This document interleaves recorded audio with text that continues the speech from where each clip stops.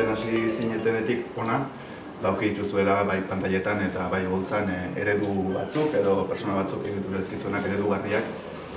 Horiek pentsatzen aldatzen joan direla, baina zeintzuk dira arrasto utzi dizueten artista horiek.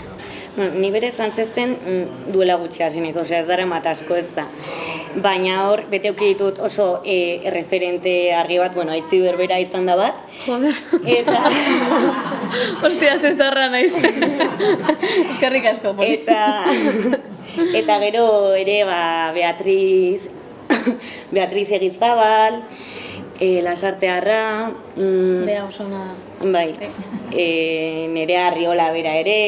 Osea, egia dauki ditudan erreferenteak edo, izan direla euskaldunak, emakumeak eta pixkat umoretik jo dutenak.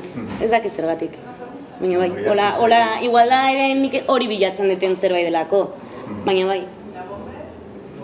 Zure kasuan Ziber?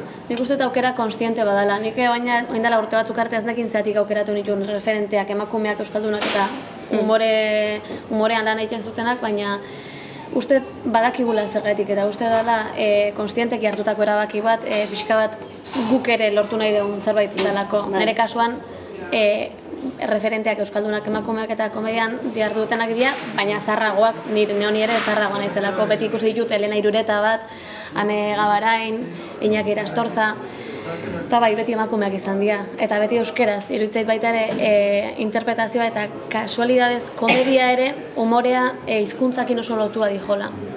Oso barnetik datorren zerbait dalako, instinto bada azkenen komedia, norbearen instintoa da, eta instintoak ama hizkuntzan sortzea arrexagoa da, normalean. Orduan nik uste, bai zure kasuan da bai nerean, hortik jodeula arrazoi horiengatik.